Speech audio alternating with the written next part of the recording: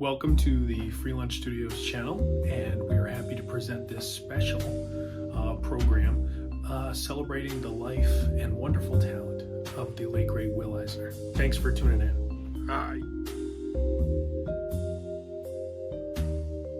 Hi, everybody, and welcome to Will Eisner Week. Hope everybody is doing well. This is the Playing Favorites panel.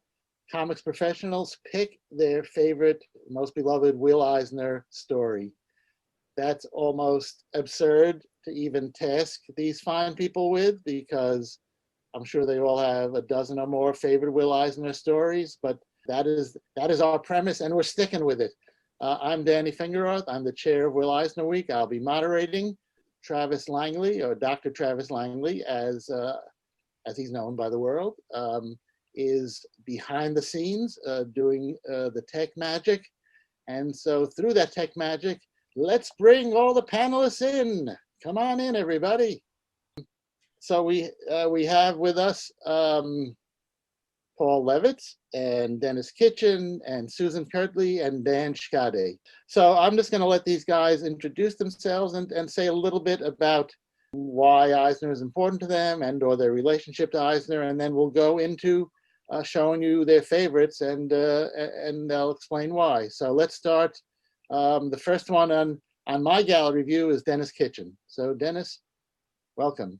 Happy to participate. I published Will's work for a good number of years at Kitchen Sink Press, and I continue to represent his estate as an agent. Next, we have Paul Levitz. Hi. So when Dennis finished publishing Will, I was one of the people who took over. We got to do the Spirit Archive series at DC. And then I had the privilege of doing a book about Will, talking about him and his championship of the graphic novel. Copies still available from Abrams, because not that many people bought it in the first place.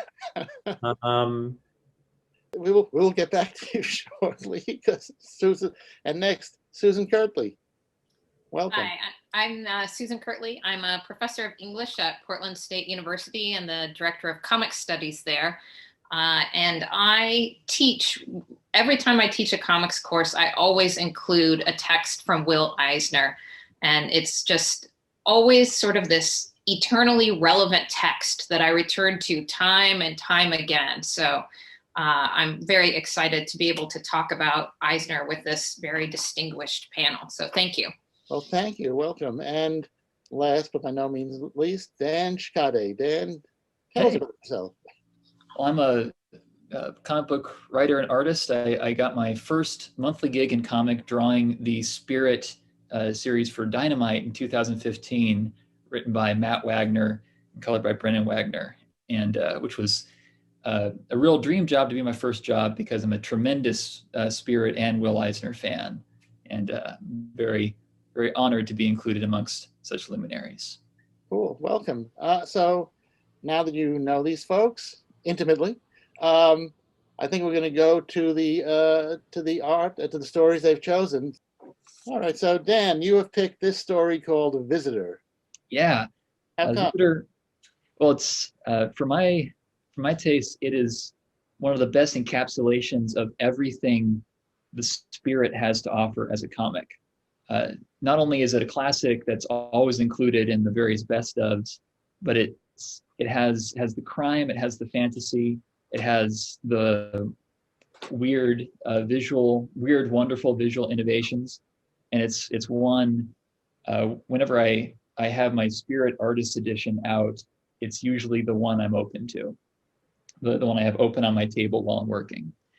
So it starts with this iconic Spirit splash page that just sets this sort of weird, wonderful mood. And I think that's really cool, because we're about to completely forget about it with the next page, which we'll flip to now. So Eisner said of this piece that it had so much plot in it that he had to throw some new techniques into it to just condense it. And you see that here with the black band that starts the page, sort of telling the events of this botched bank robbery that ends in an explosion, supposedly killing one of the bank robbers and the bank teller. And on the other side of the page, we have the spirit and Dolan investigating it and trying to, turning up the lead that the supposedly dead teller was this beautiful woman. So we got to find out what happened to her.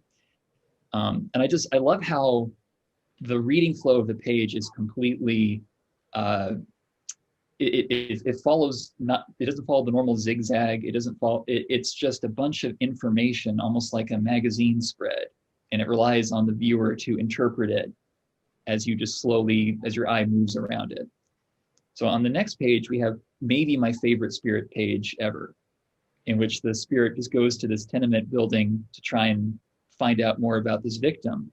And I love this opening panel, this tall panel with the spirit entering this alleyway. I'll just interject. That could be out of a contract with God. It could be out of the Street Singer in the contract with God, that panel. It totally could. I mean, the texture of the alleyway, it makes this building the spirit's about to step into feel so well worn and real. Like the building doesn't know that a superhero is walking into it. The building's just going about its business, has a life of its own. We have these wonderful the panels of the babies crawling all over the spirit as he's waiting to get a call back from headquarters. Just everything about this page is so boxed in and claustrophobic, with panel 4 being shot through a keyhole. These are all the things, like, to my mind, Eisner's trying to fit what would be a 22-page comic today into 7 pages. It's be a maxi series today. Yeah. And so you see these bizarre choices like that worm's eye on Ludes you see in panel 3. It crams this information into the page in a funky, memorable way. Now, on the next page, here's where we find out that this crime story that we've been following is actually a science fiction story. As the spirit resolves the central conflict of the story, he finds the missing crook that he's been looking for. The minute he pulls the gag down, the crook informs the spirit he's in a different story than he thought he was. We get this wonderful layout breaking panel of the ray coming in and atomizing the thief. And it's got so much activity and action. So it still feels like a spirit story, but we're just shifting gears from the mundane to the fantastic. So in the next page, we meet the bank teller he's been looking for, who it turns out is an agent from Mars. She's an alien spy who's been posing as a banker to infiltrate our economic system. And I love, on panel, let's see here, 1, 2, 3, 4, 5, 6. It's the close-up of her face where, in response to spirit saying, "What on earth is this?" she says, "I'm an agent from the planet Mars." And it's so understated. It's so small. And I think this is what gets to what I find so special about this story, is that Eisner just blew through all this science fiction crime rigmarole to get to this character, this interesting human character who is a Martian, but we're not going to hold that against her, who reveals to us that she doesn't want to leave the Earth. On the next page, she talks about how on Mars, having any kind of feeling is a crime, punishable by, and so she just loves being on Earth where you can feel things. In panel 2, I think, she says, "Yes, I found all the warm emotions, laughter, love, yes, even tears are free for everyone." And in a moment that kind of mirrors a lot of Eisner stories about special people being boxed in, the minute she reveals this to the spirit, one of her superiors sort of announces that she's in trouble. But rather than allowing herself to be boxed in again, she defies him.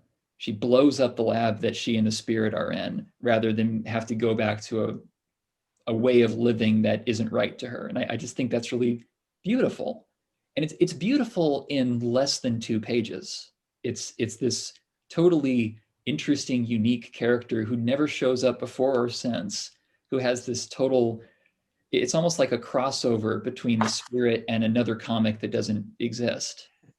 It feels, just like the tenement building that the Spirit went into in a previous page felt so fully realized, so does Miss Cosmic here. And by the way, this is a story full of like dynamite Eisner pun Spirit names. Like the 2 crooks are Cracker Barrel and Combo Nathan. I'm a sucker for puns, I guess. So on the final page of the story, we find out that the other alien, the other agent on Earth, is this weather predictor, this meteorologist, who this unassuming tiny little man is the person that Miss Cosmic, the alien spy, was in fear of. And he finds out the jig is up. He finds out the spirits rumbled him. So he gets out, he goes back to Mars. And I just love the detail, the amount of panels spent on this already very crammed story of the guy. He clocks out, which I love. He's about to leave the planet Earth and he clocks out. He gets his coat on. He like Mr. Rogers is out the door and puts on a jetpack and just zooms off out of the story forever. It's just, it's magical to me, this story. It's everything that's great about the Spirit and everything that was great about Eisner and his team at this sort of the zenith of the post-war period. Did you read this story at a particular impressionable period in your development? Oh yeah, this was one of the first Spirit stories I read when I was probably 16, I think. Okay, well that's interesting. That's very it's just, cool. and I read it again today just to sharpen my impression of it. And I was, my notes on the little things I thought were cool that I should mention, I didn't get through half of them. I was triaging them for time because every single panel of this has some wonderful, unique, I mean, I see now why Paul just picked one panel. I mean, that was much better use of our time here. Yeah, no, the visitor.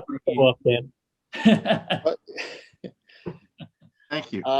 Thank you, Dan. All right, so let's move on to Susan. You picked 3 pages from a particular story. Yes, I chose to talk about a life force today. And I have some notes, so I apologize for looking at my notes. I'm a professor, so I feel better if I have notes. And I've also sort of lost the ability to talk to other humans, so it's helpful to have something to help me out. But please we barely qualify. I'll speak for myself anyway. So. I forget how to speak to humans, so I have this some notes. But please do feel free to interject because I'm talking about a story that I know you all know well. I chose a life force. And as you know, folks on the panel know, published in 1988, but published serially before that. I chose it because I love that he's experimenting with these different techniques in the book. And this is an example on the first page. And Eisner also said that it was one of his favorites. And he said in an interview that it demonstrated what he thought a graphic novel could be. And in another interview, Eisner said, quote, that from a creative point of view, the book that gave me the most satisfaction when I finally completed it was a life force. The reason I say that is that I followed the conventions and the structure of the classic novel. And I think I really love this story in that I think it shows him pushing himself and trying these new techniques. Obviously, he's a virtuoso in terms of this expressive body language, his amazing lettering. But in this particular book, I see him experimenting with these different techniques, as in this page, where he's, mixing what he called this reportage or reportage, if you want to be fancy. And I think the story is set in the mid 1934. And just to give you context before I dig into these pages, in case you're watching this and you haven't read this story, of course you should go get it and read it immediately. But just for some context, it's a story about a carpenter, Jacob, who spent 5 years. He's built this study hall in the synagogue, and he's completed it, and then he finishes it, and they say, well, okay, you're done, you're out of work. And they're dedicating it to the patrons who funded it. And Jacob is very upset. He's on his way home, and he has sort of this, he's apparently having a heart attack outside his house. His wife is cleaning, and she throws the debris out the window 2 floors above poor Jacob, who's having a heart attack in the alley, and a little cockroach falls down next to Jacob. And he asks this philosophical question: how is a man different from a cockroach? Which is the question that informs the entire story, right? So that's kind of the setup for the story. And if you go back to the other page, we'll definitely get to that. But that's just some context for the plot if you haven't read it. I really love this example because it shows Eisner's always pushing himself. And Dan, you pointed to some other examples where I just love how he's mixing things and pushing himself and trying different things all the time. And this particular page, I love he's got the date, he's got this skyline to set the scene, he's got these images, but then he also has the excerpt from the Roosevelt address. And then he's put these little examples from the newspaper clippings, and they have these headlines. 1,500 homeless live in armory, slump can affect people's health. And Eisner explained that he reproduced the articles that appeared in the newspapers at the time and built his stories around that facade, using the articles to give moment to the stories, to give a historical reference, and at the same time build a story around a man who was looking for the meaning of life. And I find this so intriguing because it's this fascinating sort of, it reminds me almost of a scrapbook, and it provides this nice frame for the story. It also really grounds it in history. And so I love what he's doing with the experimentation. But of course, he's Will Eisner. So on the next example page, I think you can see, here's the example. Jacob is in the alley, and you see the cockroach is falling from 2 flights above. And I just love this juxtaposition of the man and the cockroach. And you see these panels, he sees the cockroach, and an expression changes as we go down the page. And he sort of has this hopefulness, that's developing as he looks at the cockroach. And this example, we show this strong man in a weak moment. He's questioning his worth.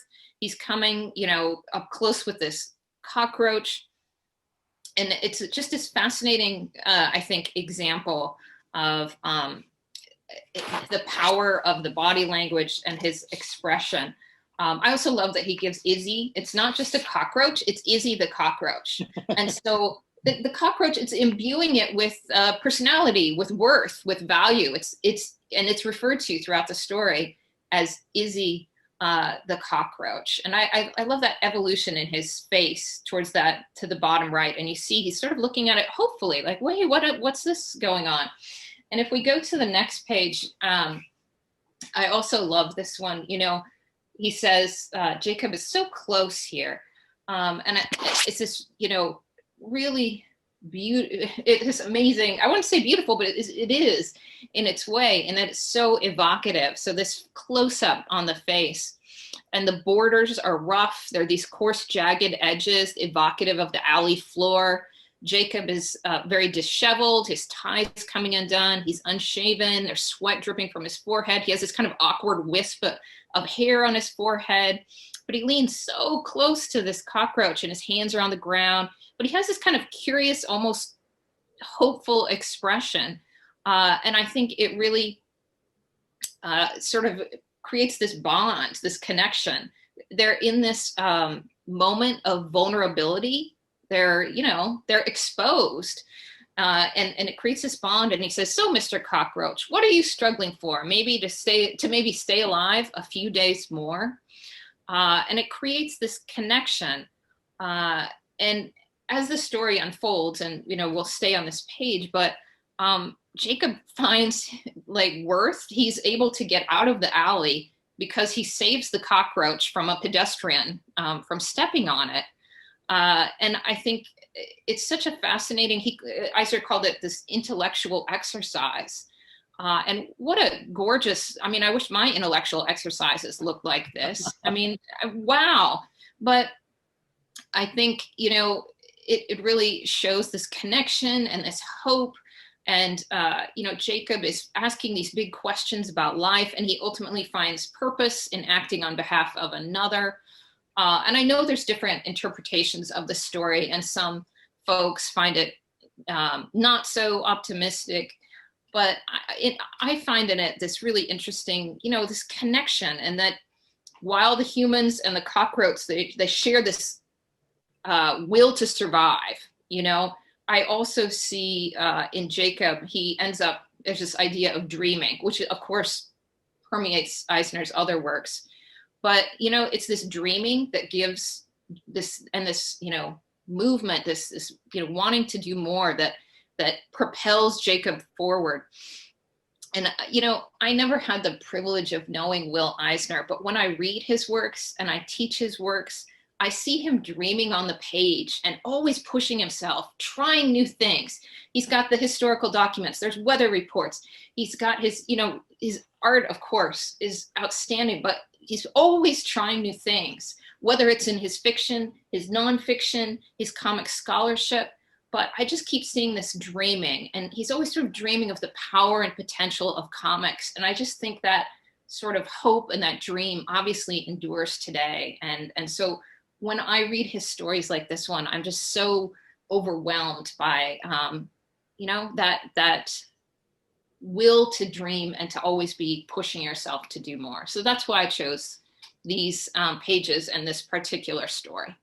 Thank you. Thank you so much. You know, it's really got, you know, Eisner often would say that his underlying theme of everything is survival. And, you know, you really homed right in on it. Well, the book isn't called the death of optimism. It's called a life book. Thank you. Yeah. Okay, Paul, here we go. Here is Paul's panel. It's not so much the panel. This is obviously a panel from A Contract with God. But when you ask what my favorite is, Contract was my favorite on two levels. First, as someone who was a young professional in the field at the time Contract came out, I knew Will already at that point for 5 or 6 years from when I was a fan doing my fanzine. But here's this remarkable piece of work that comes out that is powerful and at the same time also beautifully packaged. It's 1978, and pretty much everyone in American comics is frustrated and angry and struggling with the condition of the field that we're in. The newspaper strips were shrinking. The periodical comic books were being decimated on the newsstand, and people working in them were being relatively badly treated and more conscious that they were being badly treated than before. And also very conscious that the newsstand as a form of distribution was going away. There were a handful of comic shops, but they were having a challenge of starting up, having a challenge as entrepreneurs creating business. So you have everyone in some way suffering from frustration, suffering from anger, and Will does this outrageous piece of work in Contract with God that just tries to break all of the boundaries and reach an audience, and doesn't. At least the broad goal that he had of having the book taken seriously by a wide audience doesn't work. But he doesn't give up. But at the same time, what he doesn't know is that although it didn't reach a lot of people, it had an insanely powerful effect on a handful of very important people, because this was the book that so many of the people who would be the creators who would drive the evolution of the graphic novel in the 1980s into being a viable model looked at and said, if that old guy can do this, I shouldn't be wasting my time. I should be doing something that breaks the boundaries too. You know, there was reverence for Eisner, certainly as one of the founding fathers, but when you're 20, when you're 22, your view of the founding fathers is that it's great, they founded us. Now, could they get out of the way and leave room for us? It's our turn. And this was the book that said, hey, kids, I can still do this. What the hell are you wasting your time doing? So it was a favorite on that level for its impact and for the change that I thought it brought. It wasn't the first graphic novel. It wasn't even the only graphic novel of 1978 that in some ways was challenging a boundary, but it had a far more profound effect, I would argue, than any of the others at that moment. The other reason it's my favorite is I can't read it without flashing on an evening about 20 years later, having dinner with Will and Ann at the Princeton Club, and for the first time hearing the story of the death of their daughter Alice. I don't know that you can call it inspiration, but the flame that lit the fire that allowed Will to do this and that drove him to this point of creativity. And I had known the man for decades. I'd known Anne at that point, I guess, for probably at least a decade. I'd never heard them speak of their children. I'd never heard them speak about Alice's passing and the havoc that wreaked on their family. And we're sitting there in this very quiet, very old-fashioned and comfortable environment of this university club that is a favorite place of Will's to eat when he's in New York. And I'm not sure why he picked that evening to tell the tale, but I can conjure that just by closing my eyes. It was a moment of intimacy with their lives as people and their tragedy, but also intimacy with how tragedy has the power to create art, which is, I think, perversely one of the great optimistic lessons of life, that sometimes the worst things that can happen to us can have a silver lining because they can create an opportunity for our having this kind of cathartic experience. I'm deeply grateful to not have had a tragedy of anything of that scale in my life. But that may also be the reason why I've never created anything of remotely that power. Thank you, Paul. Dennis, you got to follow that. Sure. All three of those choices were great, by the way. I picked Little Adam, which was a 1947 story, for a lot of reasons. It works on multiple levels. And this splash page, no pun intended, features kind of a typical Eisner Eisenspritz, who comics fans know into the lexicon when Harvey Kurtzman used that term to describe Will's seeming obsession with water, waterfronts, torrential rainfalls, etc. But on closer look, when you see these first three panels, if you're a film buff, you'll also recognize this is an homage to the very beginning of Citizen Kane. And that's working on another level because you'll see William Randolph Hearst himself has a role in the story. This story was inspired when Al Cap, probably among the most famous cartoonists of his era, called Will and suggested they have a feud in their strips. And Cap did this occasionally. Most famously, he feuded with the creators of Mary Worth. He also picked fights with Charles Schulz and others over the years. But Will was flattered because he was not nearly as well known, and he thought it would be very helpful. So he jumped into this.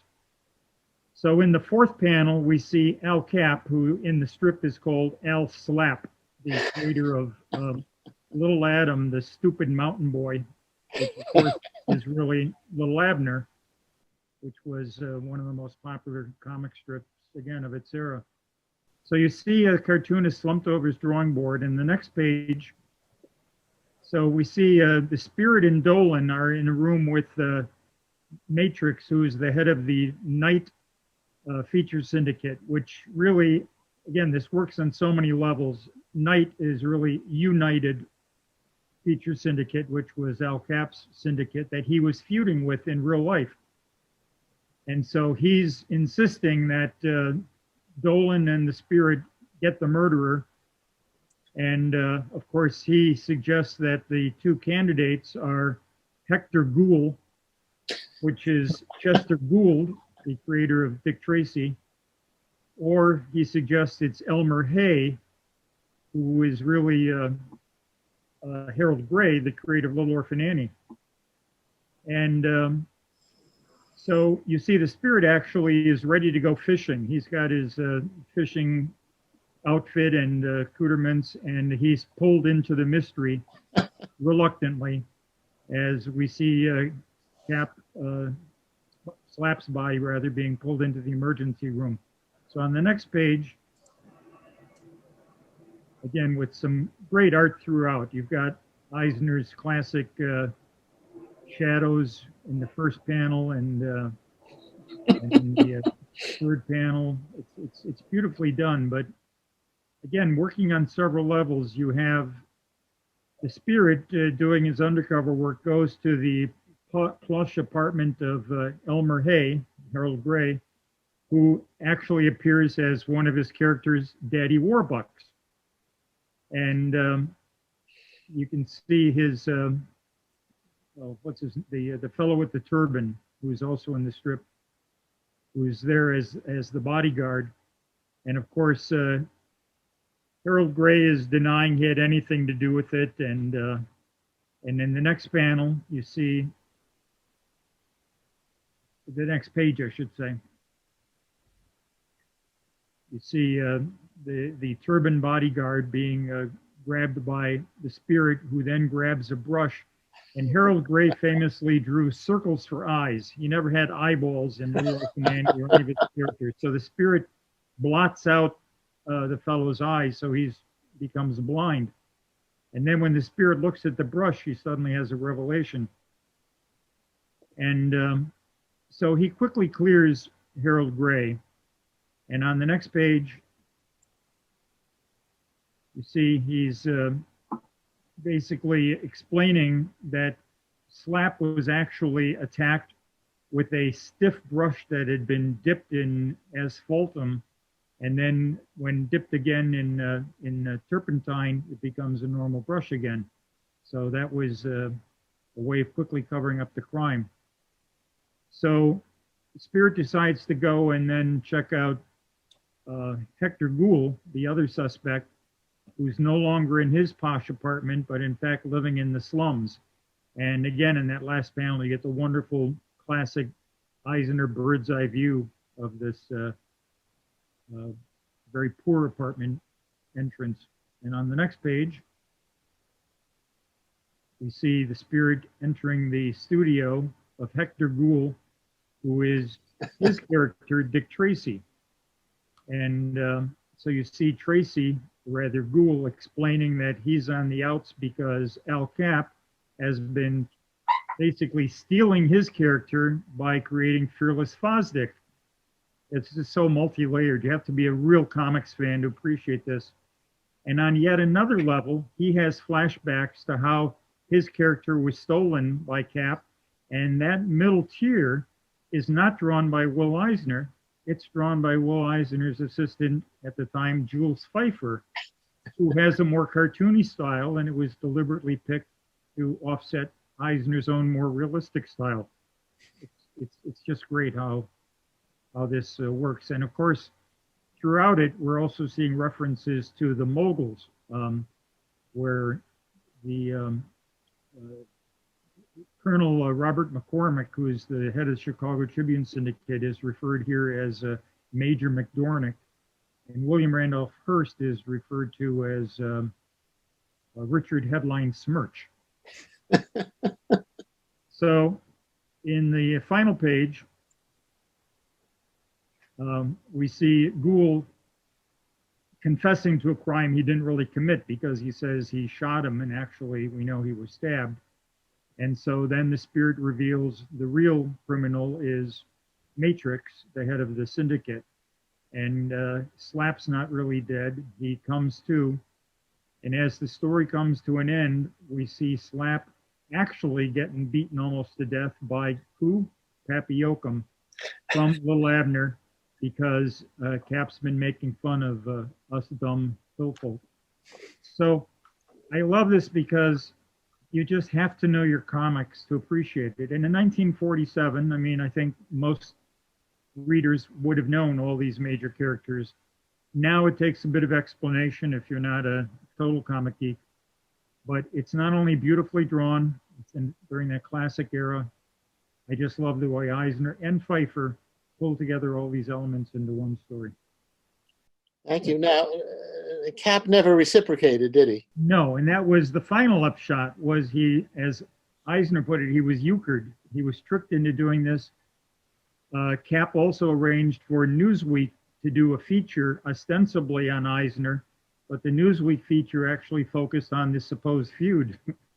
So it was like Cap was not a guy of high moral character, but he was a genius cartoonist. And you wrote a biography of him, I believe. Well, thanks for the plug. That's okay. That's what we're here for. It's sold as well as Paul's book. So let me ask you: did you come across this at a like a key point in your life or career? What about how old were you when you first read this story? I didn't see it too early. I found it as I was beginning to publish The Spirit and had access to the archives. That was the first time. It came out in the papers when I was only a year old, so it took a while to catch up. Well, it's full of these great gags that you, it's kind of like an episode of the Venture Brothers, where even if you don't know all the references, things like coloring somebody's eyes in with a paintbrush, or the great gag of the now blinded bodyguard trying to strangle the statue. Right. Like it's fun even if you don't get it. You know there's something to get, and that creates enough energy to have a good time with it. Absolutely. So I'll move on to my selection. I guess one of the reasons I keep asking people, when did you first encounter the story you picked, is because that has a lot to do with the story that I picked. I first discovered, like a lot of people, Eisner and the Spirit and Jules Pfeiffer's great comic book heroes, which had one of the pre-war spirits, very serious film noir looking kind of thing. Not a lot of humor. It was set in the Middle East. A lot of portentous dialogue and kind of dramatic imagery. So somewhere about a year or so later, Harvey Comics was trying to, I guess, cash in on the whole Marvel phenomenon and the pop art phenomenon, and they put out a bunch of spirit stories. So here's this kind of jolly looking cover, and it had a bunch of stories, including this one. I was 12 years old. It's a story about a guy getting a haircut because he's about to go in the electric chair. This was a really terrifying story. It's these two guys. You go, okay, it's something's called The Barber, something's called The Haircut, I think. And it's from, I think, 1951, so it's 2 years before I was born. Oops, I gave away my age. But so and look, nice weather, a little damp. You always had tough hair, Joe. Okay. And yet, everybody's a little nervous, a little uptight, a little petrified with fear and the spirit logos in the background. But, they're kind of making barber and client small talk until it's been a long time, ain't it? I mean, since the murder.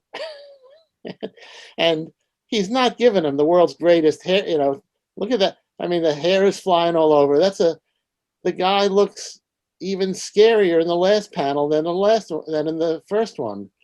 So it's a noir story. It's credited to Pfeiffer, but Pfeiffer always said anything he wrote for Will, he channeled Will. Will edited. So yeah, I would look at it as a co-venture between Jules and Will. So it's a story about this kind of nebbishy barber, and he's got this girlfriend he wants to marry, and a kid from the old neighborhood comes, now grown, comes in, and he suddenly turns out he's using the barbershop as a front for a bookie parlor, and so it's the most noirish noir. It might as well be Richard Conte may as well be in it, and Kirk Douglas. I mean, it's about this innocent guy getting corrupted, and all the shadows, and he's kind of pushed to his limit. Meanwhile, the friend has not only stolen the guy's business but his girlfriend, and questionable characters keep coming and going, including one guy who gets rubbed out by his partner as he's going back to the bookies. Well, wouldn't you know it? That's when the spirit decides to come in and get a shave and a haircut because he's got an image to maintain. So the spirit comes in. Nobody questions why he's wearing a mask. And so the implication is that the partner is pushing this guy to cut the spirit's throat. I'm 12 years old. I've been reading Comics Code approved comics my whole life. Here's a story with a guy about to cut somebody's throat with a barber razor. I wasn't expecting that. It was a jolly cover. And then there was a story in Pfeiffer's book that was dramatic, but so there's about to be jugular blood spurting. But so the main guy, the barber, is heroic enough that he's not going to kill the spirit, and he lets him go, and and then the girlfriend comes in, and it's rubbed in his face just what an idiot he's been. That this guy Joe has taken over his business. He's robbed his girlfriend. And here he is, the classic film noir, in that next to last panel. It all comes crashing home to him, and he takes the gun out of the dead guy. He takes the gun out of the corpse's holster, okay? And now we're not even sure who he's aiming for. I think for the girlfriend and the friend, but he ends up only killing the girlfriend. And so we're back, and then we're back in the barbershop. It was the first time in my life I'd ever been mad, Joe. They dug 2 bullets out of me. I'm lucky to be alive. Of course, they were annoyed that I killed Jenny. I guess it was a bad thing to do, but I was angry. And then if we didn't realize already, we see they're in a prison, which suddenly it's like, I have to say, the show that maybe this reminded me of was the Untouchables show, which was out when I was a little kid. If you go back and watch that show, that might be the most violent show of the that show was so violent by implication and even by on screen. They just didn't have any blood, but but for that era. So you go to this, okay, the barber sheet is taken off of Joe, and he's apparently he was giving him a haircut so that he could go to the electric chair. And then he says, when it's my turn, I hope they let me clip my own hair. I know just how I like it done. Holy cow.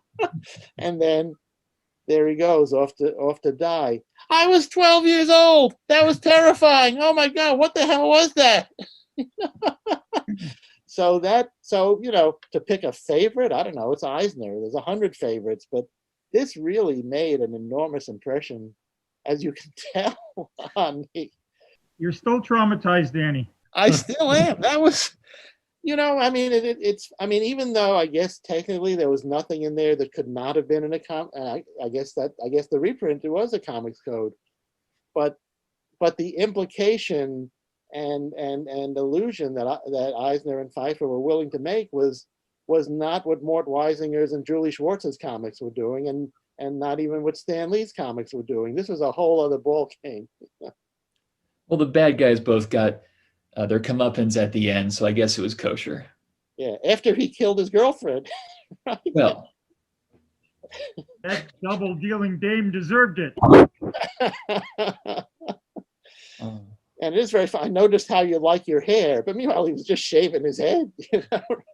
It's a great example of the spirit becoming just an anthology for great little human stories like that, where the spirit becomes just sort of he becomes Uncle Creepy, he becomes the Crypt Keeper for these wonderful weird morality tales. Well, and sort of you can see the graphic novels in there, that the spirit, I mean, he wasn't quite a guest star, he had some active role, but even then a lot of the time he's just lying in the barber's chair hoping the guy doesn't cut his throat. I love that these selections, that you can see the range of Eisner, because there's the humor, there's the noir, there's the action, there's the angst, the drama, the sadness, so much, just all kinds of stories. Just that range, I think, is really interesting to look at all these selections and just see what an enormous range he has. Absolutely. And yet it's all of a piece. Mm-hmm. Like it doesn't feel, he's not playing completely different lanes here, because there's an element of the humor even in the crying at the window in Contract with God. Like there is this broadness to it, just like there's an element of noir to the slapstick in the Owl Cap send up. But it does strike me, just seeing going through all these stories, how much of what he would later explore more in the graphic novels is already there. These are his preoccupations. I guess one of the reasons, aside from the independence and the financial independence as well, that doing a syndicated strip would bring, that he could do, sophisticated storylines that he wasn't going to get to do if he'd stuck around the quote unquote mainstream comic business.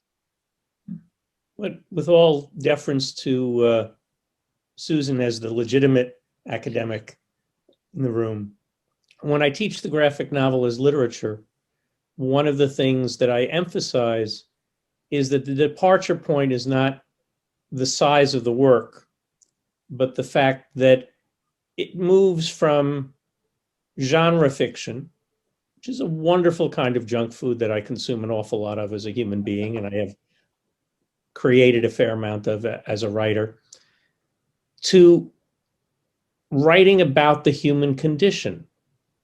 And that's what Will's already doing often in the spirit in some of these stories. And in that sense, they're ancestors of the graphic novel as a form, because he always had a feeling for the human condition, had an aspiration for true literary work. And when you get a class of college kids who in many cases haven't read a lot of graphic novels, many of them haven't read any, and they come in and, can I write my paper on, this Spider-Man comic, or not to defame Danny's work, or Superman comic defaming my world. And I grump at them and say, probably not. Not that there's anything wrong with it, not that it's bad entertainment, but that's not what we're here to talk about as literature. I want you to look at something that makes you think about, be it mortality, morality, sexuality, humanity in some fashion, the questions that haven't been answered, that we've wrestled with through philosophy, through religion, through our lives. That's what makes something rise to the level of truly being literature. And whatever it was about Will's mind from a relatively early age as a creative person, he began to try to do that. And in an era when most of the writers and artists were just working to get their check on Friday, and Will was producing the Spirit at a prodigious pace, yes, with a studio, but nonetheless, he was the driving force of it, and he was touching every aspect of the process and producing 7 or 8 pages every single week. He kept trying to break the bounds. He kept trying to ask these questions that have no answer. And that would be a continuous through line from very early on in the Spirit. Probably, I'll defer to Dennis who's been through the chronology of it more times than I have, but probably within the first year or year and a half, onwards to the days when he was doing things like Life Force, decades later, and having lived a much more complex and full life in the meantime. That's the power of the man. And most of us are happy we met our deadline and we put out something that entertained people for that week. And there's nothing wrong with that. But that wasn't enough for Will. Well, he did always have that humanism, even as a very young man. And I think that scaled up really well as he gained more life experience.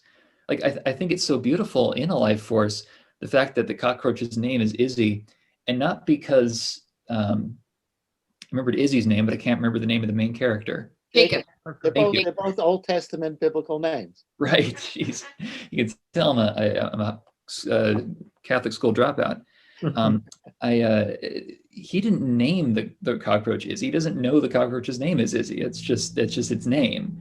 And because even this cockroach has a whole life outside of this other guy. I feel like it's present in the way he draws architecture and vehicles and trees. I feel like he imbues everything with character. And another word for character is agency as a living being. And I think that's why you have these incredibly lush stories that just get richer and richer the more he went on his career. And if you go biblical with it, you know that Isaac is Jacob's father in the Bible. So you have Izzy and Jacob talking to each other. Oh, he's good, isn't he? I want the lettering in all these stories. I guess Will's main letterer in the Spirit was Abe Canixon, but then I guess he was doing his own lettering in the graphic novels. But that lettering has a life.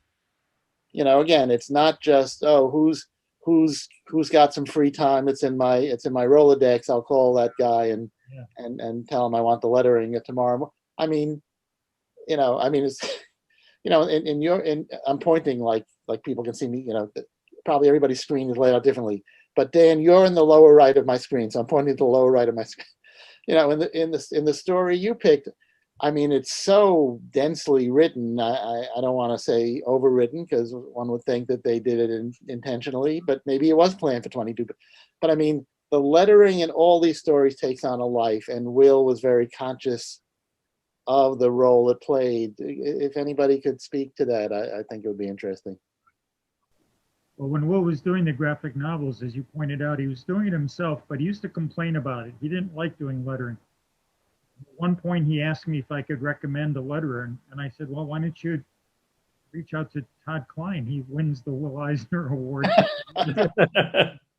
So Will did reach out to him. And a while later, I said, so you're going to work with him? And he said, nah, he charges too much. I'm going to do it myself. Will could have afforded to pay him, and it would have been however it had been. But I think it's great. He continued to do it himself because, as you said, there's a certain vitality to it that I think only he would have brought to it, even if he found it a tedious task. It also represents a struggle against the form. Mm. You know, comics have wonderful power and wonderful ability, but they don't have sound. And it limits us generally as writers. It's harder to do sarcasm. It's harder to do certain kinds of humor without the human voice to carry it in an actor. And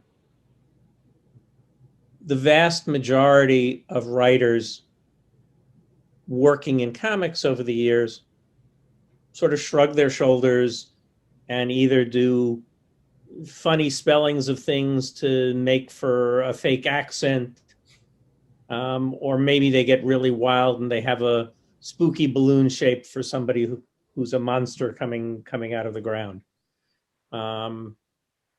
But it's clear Will wanted his characters to speak.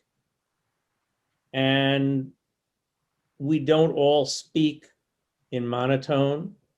We don't all speak evenly.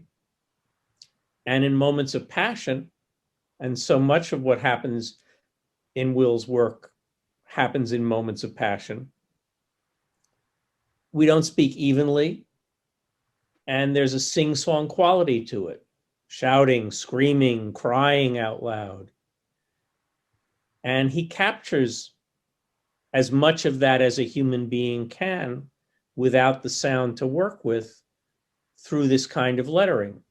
And you can see if you go through the old Spirit archives and you go through linearly, there are episodes of the Spirit that are lettered by Ben Oda, who was a magnificent workhorse letterer for the field for many, many years. Lovely, lovely human being. But Ben was a living factory, and he produced lettering with a uniformity and a solidity that would be like a computerized font today. And you look back at Koenigson's work, or you look at Will's later work when he's doing it all himself, and it's art. It's sound captured on paper. But I think, I was just going to say, I think as I was rereading A Life Force today, I was struck by the ways in which Eisner really embraces the affordances of comic art to its fullest, in terms of he embraces the text as a means of communication, but also as an image in and of itself. So the text as image, because as you all know, the text becomes another image, another way of conveying the information, not just what it means, but that image in all of the lettering and each letter. And he thinks of all of these things. I mean, every detail, it's every detail. Sometimes the letters, I was looking at A Life Force, they're kind of swirling, they're moving. And sometimes they're big, they're little, they're telling the story. And he just embraces text as a means of communication, but as an image to tell the story in a brighter, lusher, more comprehensive way. Well, there's nothing better than there's an example of this at the end of the Little Abner story, where when someone has finally gone deliriously over the edge, and they'll never take me alive, and the letters start to flow into each other and they get really big. Sometimes they'll start to escape the balloon, because so many of Eisner's incidental dialogue is just a couple of words with ellipses strung between them. Like he's sort of gesturing at a thing someone might say rather than really saying it. And that builds up to these big declarative moments when somebody says something important. And the lettering is a big part of guiding your focus that way. Mm-hmm. And then there's actually sort of subtle subliminal things. Paul, in your panel, we don't have to worry about which page or which tier. In your panel, it ends with a double question mark, which are really two repeating Hebrew letters. And even if you don't know that, you sort of go, that looks kind of familiar. And in the context of the story about Jewish life in New York in the 30s, kind of that I don't think it's an accident that he had two, there or elsewhere in the story.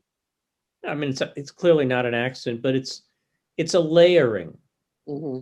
And that's part of the glory of the work, that if you're 12, when you were reading that Harvey reprint, and it's a scary story, right? And clearly it had a strong effect on you. And although you're right, it passed the comics code, it wasn't the sort of thing that any of the 5 or 6 publishers who were actively publishing at the time, even Warren, which was outside the code, Mm-hmm. would have done, because the emotional tenor of it is so much richer and more powerful.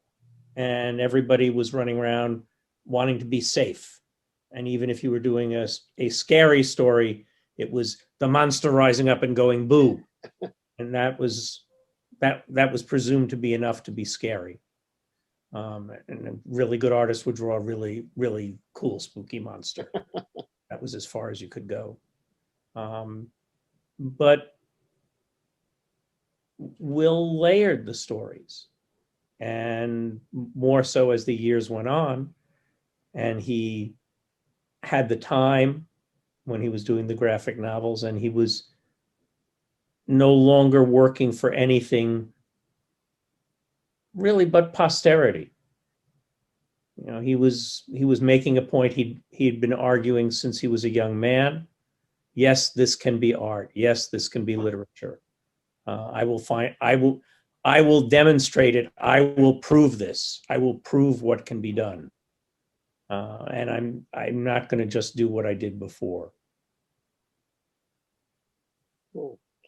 So I think we have more or less run out of time. Anybody have any observations or insights or anything they want to say before we go? Read an Eisner comic. It's good. Yeah. Thank you, Dennis Kitchen, Paul Levitt, Susan Kirtley, Dan Schade, out working the tech, Travis Langley. Everybody stay well, and we'll see you in real life sometime soon. Take care, everybody. Thank you. You, Will Eisner. Yeah. And Thanks, Danny. end recording. And that's it. Thank you, everybody. Okay.